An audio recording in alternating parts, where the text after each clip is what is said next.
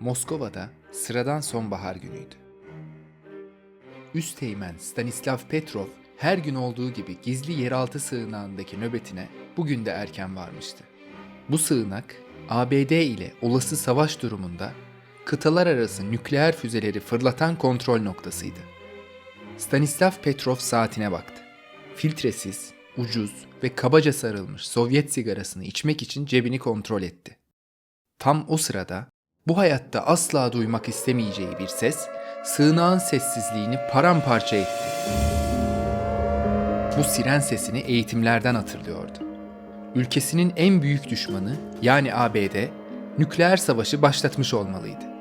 Eğitimlerde duyduğu halde tüylerini ürperten bu siren sesini görev süresi boyunca duymayacağını ümit ediyordu. En azından kendi nöbetinde duyulmamasını diliyordu. Fakat o an gelmişti. Radar verilerini kontrol etti. Radar maalesef olayı doğruluyordu. ABD ilk nükleer başlıklı füzeyi fırlatmış olmalıydı. Bunun tek açıklaması vardı. Nükleer savaş başlamıştı. Bu durumda protokol de belliydi. Bir saniye bile beklemeden karşı atağa geçmek. Yani nükleer başlıklı füzeleri ABD'ye fırlatmak gerekiyordu. Fakat Stanislav Petrov sanki donmuştu. Sirenler ötüyordu. Fakat ben hareket edemiyordum. Önümdeki kırmızı fonlu ekranda yazan "fırlat" yazısına bakıp duruyordum diye olayı hatırlıyordu. 1 dakika sonra ikinci siren sesi duyuldu. Ardından 3. ve 4. siren sesleri duyuldu. ABD artık 4 füzeyi fırlatmış olmalıydı. İzlemesi gereken prosedür belli olmasına rağmen Stanislav Petrov karşılık vermiyordu. Sanki içinden bir ses onu durduruyordu.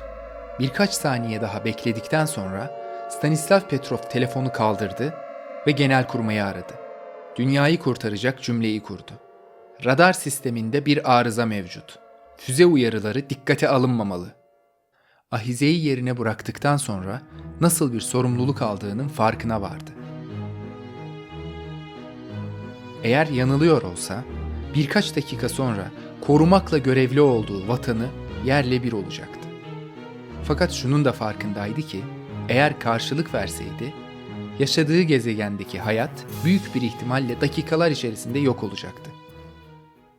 Dakikalar geçti. İlk sirenin ötmeye başladığı andan itibaren Stanislav Petrovich'in her biri bir yıla denk tam 24 dakika geçti. Hala yaşıyordu. Bunun da tek anlamı olmalıydı. Eğer gerçekten ABD füze fırlatmış olsaydı artık Moskova haritadan silinmiş olacaktı. Stanislav Petrov dışarıya çıktı. Moskova'da sıradan bir sonbahar günüydü. Stanislav derin bir nefes aldı ve filtresiz, ucuz, kabaca sarılmış Sovyet sigarasını hafif rüzgara rağmen tek kibritle yaktı. Olaydan birkaç gün sonra komik bir olay gerçekleşti. Stanislav Petrov, Genelkurmay tarafından resmi kınama mektubu aldı. Kınama bu olayla ilgili değildi. Tamamen abuk sabuk bir defter hatası ile ilgiliydi. Tam 10 yıl sonra, Sovyetler yıkıldıktan sonra yaşanan olay medyaya yansıdı. Kahraman asker dünyanın farklı ülkelerinden uluslararası ödüller aldı. Fakat o kendini asla kahraman olarak düşünmüyordu. Şunları söylüyordu: "Ben sadece görevimi yerine getirdim. Fakat o gün nöbette ben olduğum için hepiniz çok şanslısınız." Tüm bilgisayar ve radar verilerini reddederek kırmızı düğmeye basmayan Stanislav Petrov, yani dünyayı kurtaran adam, 5 ay önce sessizce aramızdan ayrıldı.